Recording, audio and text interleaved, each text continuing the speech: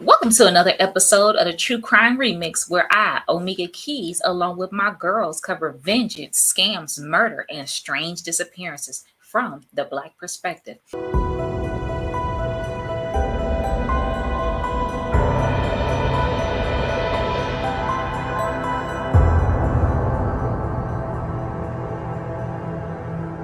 This episode is about Doris Payne, the jewelry thing. Correction, Doris, I'm not sorry I did it. I'm only sorry that I got caught, Payne. That's who it is. And after last week's episode, I needed something a little lighter. Whew. There is only one player in this episode, and it is Doris. It is all about Doris, okay? Doris don't need anybody else. Doris Payne was born October 10th, 1930, and was a product of a Cherokee mother and a Black American father. I'm only making a distinction for those who are still stuck on Black folks not being indigenous, but that is a conversation for another day. There are Black indigenous people. I was born to one. My mother is Choctaw, just so y'all know. Literally born on a reservation. But anyway, Doris grew up in Slab Fork, West Virginia, where her daddy worked in the coal mines and her mother sewed dresses and did alterations for extra money. Payne was the baby, the youngest of six, who liked school and loved to show her illiterate father places around the world maps that she made from salt and flour, places that she would someday come to visit. Now, the father is illiterate, but that was not uncommon for that time period. You're talking about the 1930s, 1930s, 1940s. So that wasn't uncommon then because Jim Crow. In a 2019 interview, she stated her parents' unhappy marriage was part of the blame of her life of crime. She never wanted to be financially dependent on any man. She wanted her own money to take care of herself. In her mind, marriage tied you to brutality, and I can see I can see how that's still very true today. Right. She also said she was driven by racial inequality. The magazines always showed the white women models and bracelets, and Doris decided they wasn't better than her. When she was a teenager, the family moved to Cleveland. One day, her mother gave Payne a $5 bill, $2 to get her hair straightened, and the rest to pay the family's bill of the clothing and a jewelry store. So Doris strolled on to the jewelry store. My mom says, if I get good grades this year, she's going to buy me a watch, Payne boasted to the store owner, Bill Benjamin. She had always liked Mr. Benjamin. He was kind and friendly, and this time he showed her some watches. She tried on a few, but then a boisterous white man entered her store, and suddenly it seemed that Mr. Benjamin didn't want to be seen being nice to a Black girl. He rushed her off, and she made it to the door before she realized she still had a small gold watch on her wrist. Mr. Benjamin had forgotten. Oh, Mr. Benjamin! She shouted gleefully, holding up her wrist. Look, this is me doing the watch. I forgot this watch, Mr. Benjamin. Mr. Benjamin ran over there and snatched the watch from her arm. People, she had learned, could forget. They could forget things. It became a teenage game. Payne would enter a jewelry store with her girlfriend and try on watches. I simply tried to cause the man to forget how many they would show me. I always managed to be able to keep one on my arm, she said. That's hilarious. She didn't steal, not yet, but she made it clear to the sales clerk that she could have. After high school, Payne went to work at a nursing home, the last legitimate job she would ever have. By then, it was Payne and her mother living together, and her mother having left her abusive father. Payne was pregnant at 18 with a son and would later have a daughter too. Doris wanted her mother to know that she had figured a way to raise money to take care of her. I know how I'm going to cause the man in the jewelry store to forget, she confided in her mother. That's stealing, her mother warned. And her mother, I'm sure, definitely knew what, even though it was still by this time it was in the 1940s.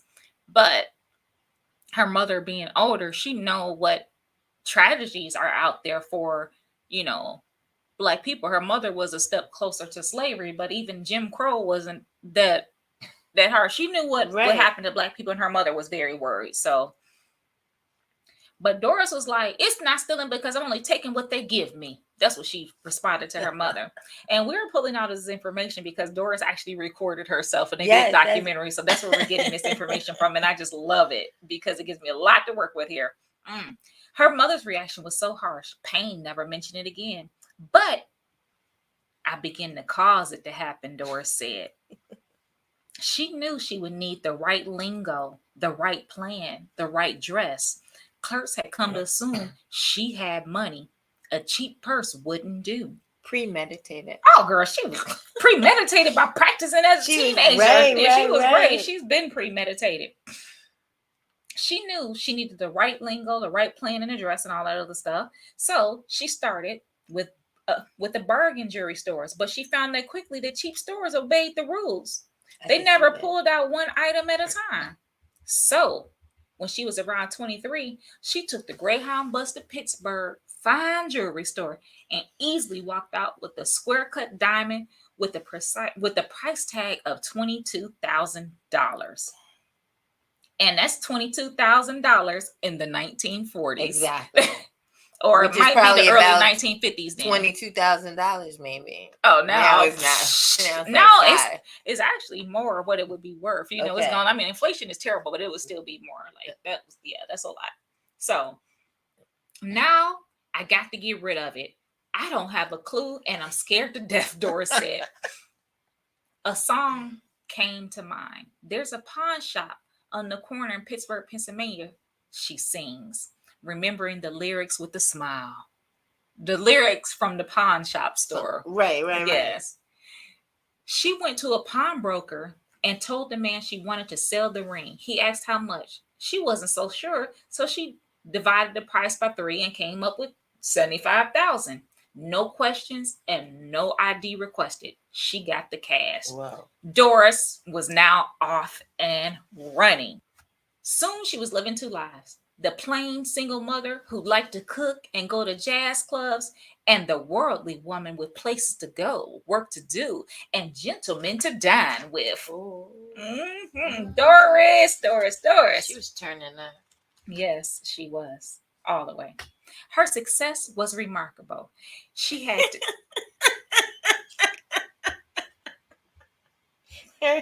her success in thievery was remarkable. Sorry, go ahead. It absolutely was. Her success was remarkable. She just had to go into a jewelry store all dressed up, and more times than not, things went her way.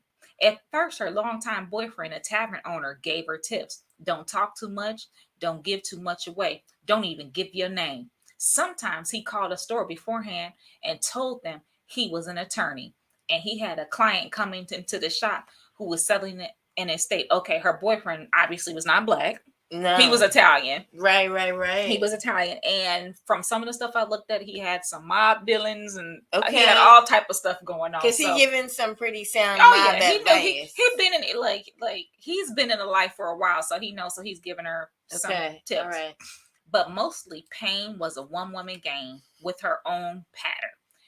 Maybe she'd come into some money and wanted to buy a few pieces of jewelry, or maybe her jewelry had been stolen and she needed to replace it. The story didn't matter. She took her leads from the sales clerk and confused them easily. She had them taking rings out all over the store and tried many on, asking her about the cut, the clarity, the carat. Usually jewelry store owners only show one expensive item at a time, but when a customer comes in and they claim they have thousands of dollars to spend, rules are often relaxed. And, for those who are listening and not actually watching on YouTube, we're going to put up all these different photos of Doris, and you'll see why, especially back then with her looks why she was able to get away with so many things. She had that lighter skin, not passing, but close enough, light you in. Yeah, and she did it herself up. Oh yes, Doris like she was dressed to the nine. Doris was about money. Yes. Yeah. Do you prefer stones? They asked. You go where he takes you. You just play it by ear. He's talking to you about quality and beauty, she said. She usually hid the ring in her hand or sometimes on her finger in plain sight, then strolled out of the store into a waiting cab. She didn't own a car. Then she went straight to the airport to get out of town. Almost as soon as she stole, she said. Yeah. Almost as soon as she stole, she sold. She was ready to go. Man. Once she went to a fine dress shop in Pittsburgh and asked to see a satin robe on the mannequin in the store window. Payne was wearing a ring she had just stolen, and the sales lady commented on it. Tears flowed from Payne's eyes, and she told the woman she had to sell it. Something about her divorce, and the woman thought she could help only if she spoke to the owner. The owner saw the ring and ended up paying $3,500 in cash for it. What? From then on, she had no fear of being caught. Doris explained it. It was as if her victims became her silent partners. Payne got most of her ideas from her thefts from ads and articles in fancy magazines, especially Town and Country. She flipped through the pages, spied a ring she liked, and then traveled from her base in Bedford, Ohio, to a store which advertised it. Man, Doris was about that life. Man. Speaking of ideas, don't have the time to research or create ideas for your own business? Or maybe you just want to expand your empire while opening up a new stream of revenue? Well, Mind Over Matter Publications has you covered. Enroll into their private label program and develop your own journals. You can customize your own scent for candles and so much more. They collab with companies to provide services for fundraisers, not-for-profit organizations, realty groups, schools, and so on. So think outside the box and visit mom.publications.com or email mindovermatterpub.com today. Again, visit mom.publications.com or email mindovermatterpub.com for more details. And let them know that the True Crime Remix sent you. The Jewelry Security Alliance, an industry trade group, got onto Payne in about the 1970s. Bulletins went out warning jewelry stores about a slick, well-dressed black woman who was stealing diamond rings. Now, by this time, Doris been doing this for about a good 20 years. She reminds me of the people that do the 3 card, you know what I'm saying? As the shell game. And she's saying, oh, let me see that ring. Let me see that ring. Let me see that. Oh, put that back. Oh, let me take out this one. She got them spinning. Yeah. Where others might hit a store for several pieces of jewelry, Payne only took 1 or 2 expensive rings at a time. But what really made Doris Payne different was that she was so prolific and so good. She pretended and gave all kinds of stories out there over the years of illness, of this and that, of sweet-talking people and making deals, said John Kennedy, president of the Jewelry Security Alliance. She was just very clever at what she does. Boy, they was losing their mind about this black woman. Like, man, how dare she? Right. Mm-hmm. In the early 1970s, Payne tried her skills overseas. First Paris, then Monte Carlo, where she flew in 1974 and paid a visit to Cartier, coming away with a platinum diamond ring. When she got to the airport in Nice, custom agents suspected she had the ring and stopped her. That ring was never found. During the investigation, Payne says she was kept in a 5th-rate motel by the Mediterranean. One day, she asked the woman in charge for nail clippers and a needle to thread the mend on her dress. She used the clippers to pry the ring from its setting, sewed the diamond into her girdle, and tossed the setting into the sea, she said.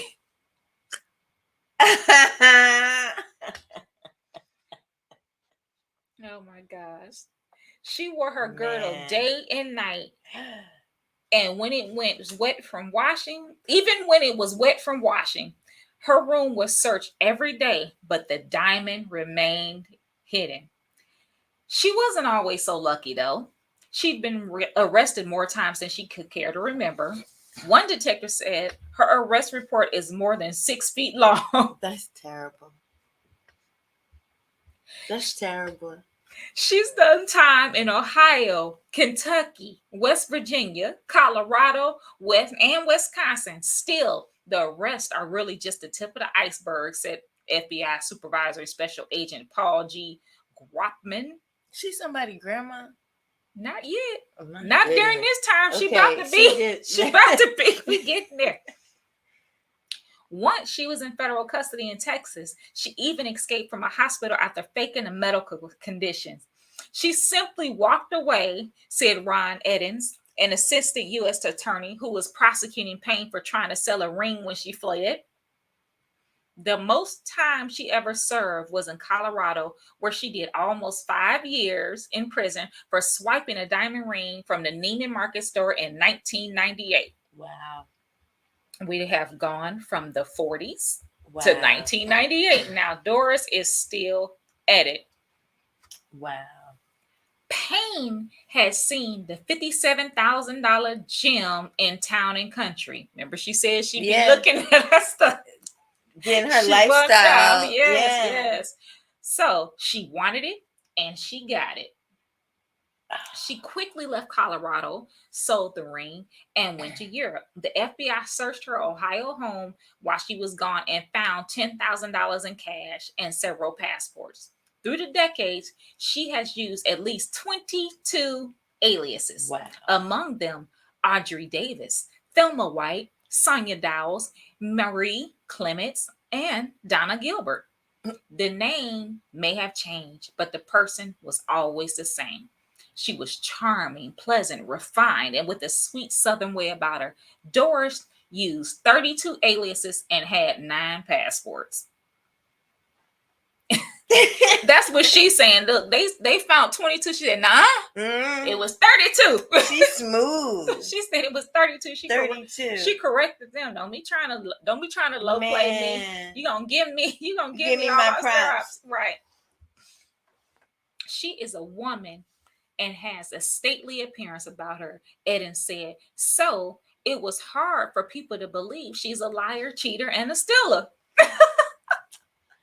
During her time for the Denver theft, she served 2 stints at a halfway house. Denver police detective Diane Stack told authorities that this elderly woman needed constant supervision. They found this hard to believe. So basically, oh my gosh. Okay, so basically they put Doris in the halfway house, and the halfway people looking at Doris like, oh, she old. We ain't got to worry about it. And they telling them, nah, you better keep your eye on this one. The police detective is like, you need to watch her. And they like, really, this old lady? Man. Yeah, okay. So the police detective went on to say, everyone sees her as nice, and she gets away with it. She complained. She was mad. The detective was mad. Funny. She was mad. And of course, that's exactly what happened. She fled the state while on parole, and authorities say she was soon back at work, relieving jurors of their jewelry. When Doris Payne went to work, she stepped in with her fancy dress, high heels, and donned a wide brim hat. Her creamy mocha skin was made up just so. Her handbag, always designer. Sometimes a pair of plain gold earrings would do. Always, she looked immaculate, well-to-do. It was a lonely job. She worked by herself mostly, and few people knew what she did. I would love to see her dressed up. Oh my God. And going to work. Right. New York, Colorado, Nevada, California, they all beckoned, and so did Greece and France. England and Switzerland, as she plied her trade over 5 decades. She was 75, and she remembered the things she had done with amusement when she gave this interview. Yes, she says, that was me. And she threw back her head and laughed at the reporters. There was this there was this February day 8 years ago when she strolled into the Neiman Marcus store on the Las Vegas Strip. She's talking about that $57,000 ring that she snatched right now. And she asked to see a pair of diamond earrings. She said. She thought about it over lunch. She returned and asked to see the diamond rings. Employee Linda Sabraco showed her several. Ooh, Doris remembered the lady name. She did. Yes. This one. No, this one. There she go with her shell game. The shell game. Yeah.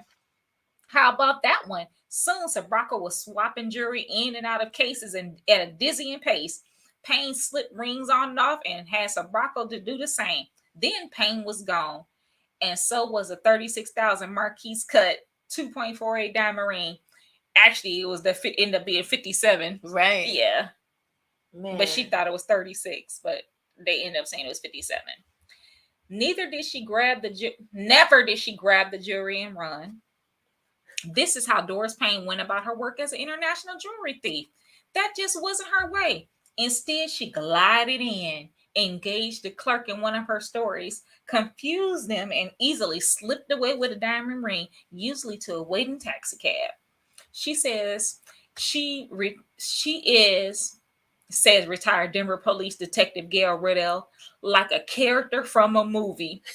A female Cary Grant, smooth and confident. Nah, she was over there pulling her old Ocean's 8. Ocean's 8, Ocean's 9, Ocean's 10, 11. She's pulling all the heists by herself. Man. She is very good at what she does, Riddell said. She has style. It was like this detective is admiring her for it too. Because she studies people. Yeah, she's admiring that. She's like in on this one. Yeah. Right. And she has been very successful every month or every other month. No one knows how many times over more than 50 years. She strolled into a jewelry store and strolled out with a ring worth thousands of dollars. Occasionally, she was caught. Mostly, she was not. In 1999, she was caught for selling. Oh, so no, I was wrong. So in 99 was a $57,000 ring in Denver. And then it was when she was older in her 60s or 70s for the $37,000 ring. I thought it was the same one. So she basically hit up Neiman Marcus. No, was it Neiman Marcus twice? Yeah, it was Neiman Marcus twice. She got him. Man. Yeah. So they gave us a little information of her life behind bars. In her interview that was done, she was already 75 years old. Oh, that was for the $37,000. The $30,000 ones was why she was locked up at 75 and given this whole entire interview, y'all. Right. The white hair that she fluffed into a perfect coif was combed back in a dull way that is hardly a style. So this is beneath her right now because she locked up. Right. Because she's so used to being glamorous. Yeah, her face is plain, no creamy makeup, bright in her eyes and cheeks, no fancy dress, no designer perk, just those inmate clothes. She looked tired and she ran her hands across her lips and rested her thin fingers on her forehead. Her dress was the blue jail uniform. Man. Mm-hmm. Doris Payne was again behind bars, this time in the Las Vegas Clark County Jail on charges that she stole a diamond ring from one of her old haunts, Neiman Marcus. So it was Neiman Marcus. This one in Palo Alto, California, and sold it in Las Vegas. She also faced charges of stealing another ring from another Las Vegas jewelry store, violating her parole in Colorado, and skipping out on bail from a previous Las Vegas theft at a Neiman Marcus. She doesn't dwell much on the past. I've had regrets and I've had a good time. It's been a long journey. It was fun dressing up, fun foregoing this career on all her own. It was never about making money or spending it. It was about the game. Man.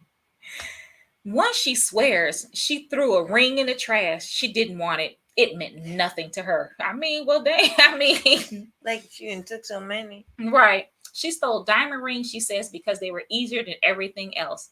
She herself wore simple gold earrings. She never much cared for diamonds. I don't know, she said in a rare moment where she considers her criminal past. I think the whole thing just got out of hand. It kind of all went amok. And she says, when asked if she's done with the thieving, No more, she says. But the men and women who tracked her just laugh. They said if she's alive, she's going to be stealing. That's terrible. Yes. Jean Herbert, a long-term friend, asked Payne about her future. I said, "You're in your 70s. You cannot wear the bars of the jail out." I said, "Aren't you tired?" She never gave an answer. There was no answer because as soon as Doris was free, she returned to her life of being a jury thief. Man. On Friday, January 22nd, 2010, Payne was arrested in Costa Mesa, California for removing the tags from a $1,300 Burberry trench coat from Saks Fifth Avenue store and subsequently leaving the store with the coat. On October 29th of 2013, Payne, then aged 83, was arrested on felony larceny charges for stealing a over $22,000 diamond encrusted ring in Palm Desert, California. Payne pled guilty. On April 30th of 2014, she was sentenced to 2 years in prison, followed by 2 more years on parole, and was ordered to stay away from jewelry stores. Now, girl, stay away from jewelry stores. Right. She was released 3 months later, however, due to prison overcrowding. In 2015, she reportedly was stealing again and was believed to have stolen a $33,000 ring, although this has not been proven. On October 23rd, 2015, she was caught on security camera putting a Christian Dior earrings valued at $6,900 in her pocket at an Atlanta, Georgia, Saks Fifth Avenue store. She was arrested and charged with shoplifting by officers from the Atlanta Police Department. In Atlanta, Georgia, on December 13th of 2016, she was arrested on larceny charges. On July 2017, she was arrested again for stealing $86.22 worth of merchandise from Atlanta area Walmart while wearing her ankle bracelet from a previous arrest. She just can't stop. Doris said, "To hell with this. I'm thieving until I die." Doris Payne was released the following Friday. Stop cracking your knuckles. Oh, sorry. Doris Payne was released the following Friday from the DeKalb County Jail just outside Atlanta after a judge ruled there wasn't enough evidence to hold her for violating probation. Stealing with their ring on wasn't enough. I mean, stealing with the ankle monitor. The ankle monitor. Yeah. Doris' words upon her release: "I never lied, and I said I don't have it. I'm saying there was no intent." Payne told the station as she walked out of DeKalb County Jail. She also stated previously that she is no liar and that she wasn't sorry about stealing, just sorry that she got caught. Some other highlights about Doris are her boyfriend, Harold Bronfield, also known as Babe. Oh, I called him Italian. He's Israeli. Oh. He was an Israeli man, used his muscle in 1966 to get Doris out of jail, but he passed away in 1968. She ended up moving to Europe after because of her picture being in the paper. So that's why she ended up skipping to Europe. Doris also had 2 kids, but left them with their father. Her words were, "A woman practicing to be a world-class jewel thief wasn't going to be home much, and she didn't feel she was cut out to be a mother." Another thing during her life of the international jewel thief is that when she stole, she always did things to make the store be at fault with the insurance company. Like, them having too much jewelry out at once, because remember she said they weren't supposed to have that expensive jewelry all out at the same time, but she made them have it out playing the shell game with them. So this is how a lot of them didn't report it, because they would be in trouble because they were wrong for pulling out that much jewelry. Doris was slick. Man. Doris was slick. Yeah. The last reports that we could find on Doris Payne was from a 2019 interview, and she lived in a penthouse in Atlanta. The co-author of the book said Doris loved what she did and only retired due to the more sophisticated surveillance cameras. But remember, she was still stealing in 86. So I doubt if Doris slowed down in 91 unless she had health issues. So she's trying to say it's technology that prevents her from continuing with the life of jewel thievery. Yeah, so What's your thoughts on old Miss Doris Payne? Speaking of folks doing too much, have you watched Faded Reunion yet? Then what are you waiting for? It's the perfect blend of drama and comedy and a great way to reset from all of this true crime. So, what's it about? I'm so glad you asked. Mandy is desperate to impress at her 10-year reunion and will do whatever it takes, but so is her rival Jessica. So Mandy brings along the handsome Dr. Dante Perez as her wingman, and that's when things get crazy. And guess what? It's written and directed by yours truly. Check it out now. You can watch it on Tubi or YouTube, and the best part is free. So what are you waiting for? Go watch it now. I want to know how much her husband knew. Or what's his name? He knew everything. Because he was the one telling her like what to do and what to say. And remember, he called pretending to be her attorney at one point. That's the guy. Yeah.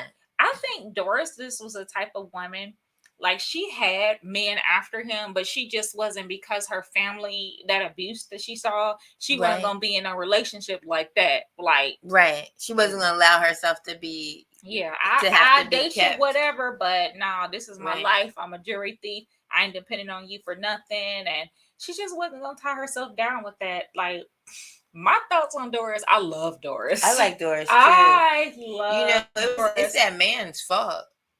Oh, the first guy. He started it. He started it. Had he been okay with himself talking to a young black girl, she would have never started a life of crime. Won't. Yeah, she probably wouldn't have. It just is crazy how it all began. He overlooked her at that moment because the white guy walked in. And I bet you when Doris saw it, she probably studied the white guy too. She did. She probably studied everything about him and then started studying the magazines again, that old Town and Country. Right. Studying how they lived. And I can see Doris walking in there.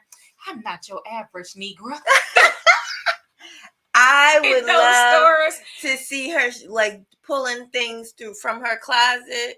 You know what I mean? Like getting dressed, putting on her fur, right? Because she had one. Yeah. Oh yeah, she had a fur. She got on something. And how she walks.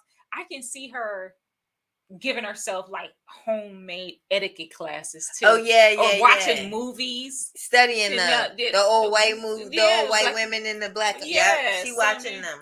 And making sure she and one thing that I noticed, like growing up, I did notice this in this. I noticed it in the early 80s, probably did in the 70s too, but I was only 5. But my memory is so long, it's ridiculous. But there were people, like black people, who spoke, and I used to ask my mother, like, why did they sound like the way that they did when they tucked in their lips, trying to hide the full. No, seriously, how they were hiding the fullness of their lips and everything back in the day to appear, so to take away from the big lips and enunciate every single word when they spoke. Now, of course, we all do in certain situations. We code switch all the time. So I imagine her being her country bumpkin self, but as soon as she walked in that store, she switched. I am. What was one of those fake names? Whatever. I'm gonna just say Doris. I am Doris Payne, and my husband just died, and I have to get rid of this ring. But let me see these other rings first. Or when she went in there, oh my gosh, I'm only in town. I've been in some movies. I'm only in town for a little bit, and I have $30,000 that I'm trying to spend. Send me your best. Right. And then when they arrest her for stealing, she could say, "Well, you had the key. You didn't have the key. You left the key unattended. You had all these rings out." Yeah. Right. So they weren't. So she got away with a lot. She got caught, but the times that she was doing, nothing was ever over 5 years. I don't think she did that 5. No. They said overcrowding. She was out. She was out quick. So they do write about her as if they are like infatuated. Oh gosh, yes, with the life of Doris. Yes, they are. Yes. The only person that was mad was that detective Diane. Oh yeah, that was the person that was whining like, I told y'all to watch her. She's the overachiever detective. Everybody else was like, man. She probably had it out for Doris because Doris slipped away from her. Oh, of course. So everybody else is. I'm in awe of Doris. Even the FBI guy was in awe. So that's just crazy. Yep. So That's the end of our episode for Doris Payne, the international jewelry thief. Yeah. Make sure you follow us on IG at True Crime Remixed, Facebook at True Crime Remixed Podcast, and TikTok at True Crime Remixed, and also on Twitter at True Crime Remixed. You can watch or listen to us on Anchor, Spotify, Apple, and YouTube. This has been another episode of the True Crime Remix. I am your host, Omega Keys, and along with my girl Kim Edwards, because our girl Kathy is out today. But next time we'll see you back. Yeah, She'll be here.